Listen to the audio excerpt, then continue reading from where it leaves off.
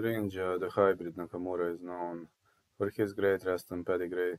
Back-to-back wins over Toshiomi Kazama and Fernie Garcia. He'll be fighting Brady Bam Bam Heistand. Brady Radian scores 7-0, 5'8", 71 inches of reach. He's got decent striking, but the Japanese gonna get advantage if the fight gets dragged to the ground.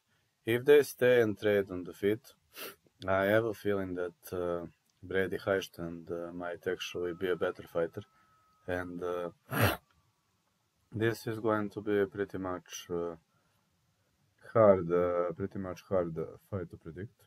So I'm pretty much looking forward to this, as I'm saying either Brady Heistand via TKO, or it is going to be Rinja Nakamura via wrestling, TKO, ground and pound. So I'm going to say the fight will not go the distance, but I'm going to say I'm giving a slight advantage to Rinja Nakamura for the victory.